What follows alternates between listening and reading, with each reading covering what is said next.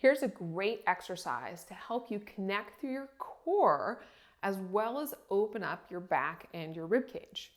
Now we'll go over kind of the basic form and then we'll talk about how you can tweak it to customize to you as you need, depending on your needs. Now, what we're going to do here is what I call the elevated thread the needle. So we're going to set up in a hands and knees position, and you're going to make sure that shoulders are over wrists, hips are over knees, those elbows are turned back towards your thighs here versus chicken winged out, and we're nice and long through the crown of the head.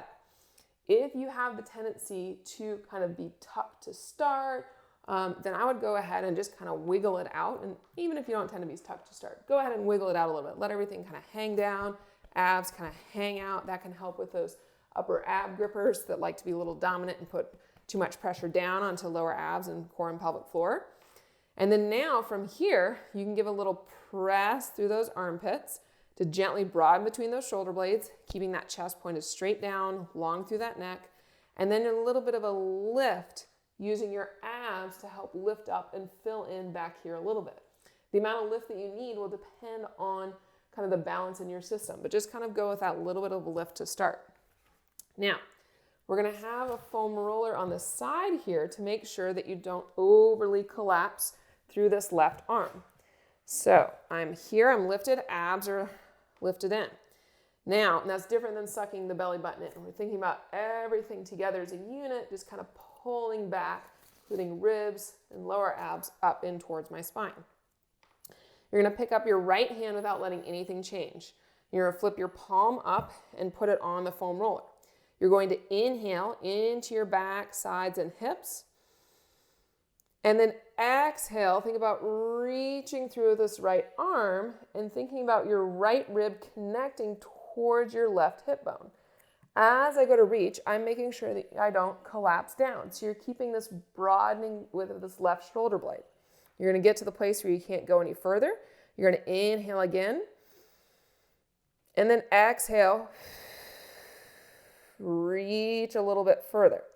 So what we're doing here is we're helping to connect. As I'm rotating to my left, I need my right external obliques and my left internal obliques to connect together to help me turn towards the left. Too often when people try to rotate through the thoracic spine, they don't actually connect through their core and they end up kind of arching in their back, side bending, shifting, instead of getting that nice rotation and pivot of the rib cage over the pelvis. You're using this right arm reaching because there's a little muscle here called your serratus underneath your shoulder blade that connects into your external obliques and helps with that rotation through. Now, as we go into that position and kind of wind things up, connect through those abs, you're lengthening through opposite sides here and into your back, between your shoulder blades, even that chest wall a little bit. So then you can go to inhale into those areas that are maybe a little bit stickier and don't expand quite as easily. And then going to exhale and take up the slack with your core a little bit more.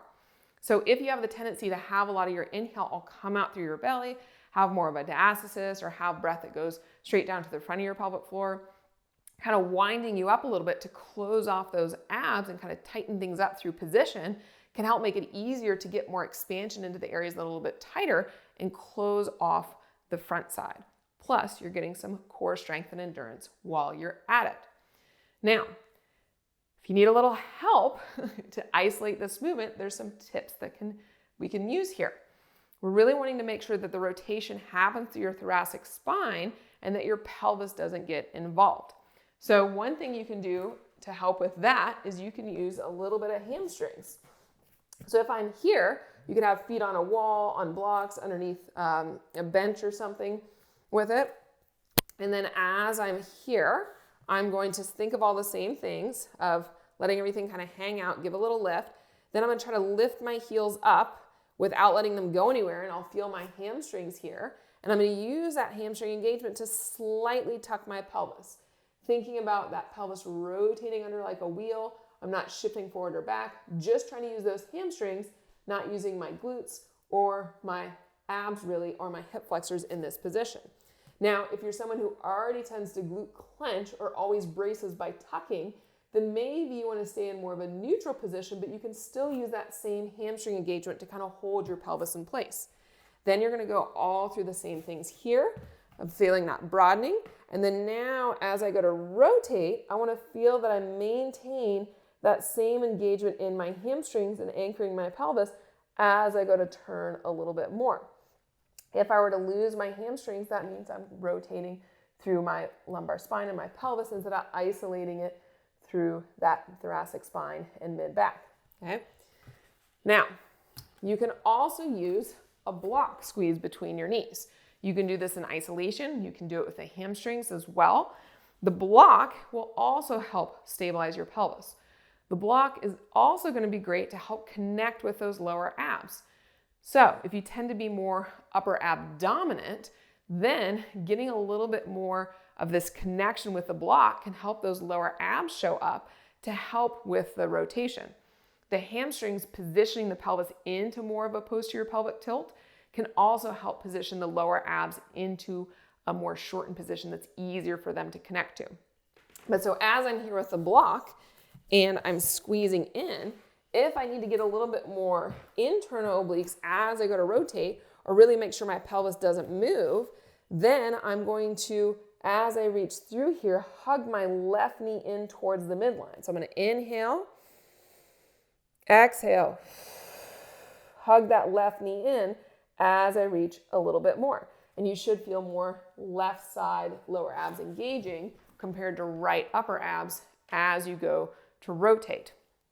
You might need something different on one side versus the other. So if you have a left rib flare, you might need, and maybe a left pelvis that's more tipped open or in an anterior pelvic tilt and have just generally weaker left abs, you might need to squeeze the block as you rotate to the left to find more left internal obliques.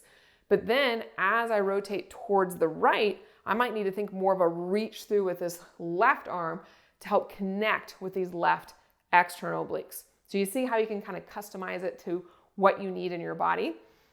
Lastly, if you're really stiff and sticky through the backside, that can limit how well you can connect to your abs in the front. So what we can do here is we can use a band to help with that. So with the band here, I'm going to make sure it has some stretch to it. And so what we can have set up here is that the band is going to help pull me under. So as I'm here, I can do whatever I need in my hips. I'm going to inhale my back and side, exhale, let the band kind of help me go there to give an assist to my abs. And then this band is also helping to broaden my right shoulder blade around my rib cage as well. And then I'm going to inhale and then exhale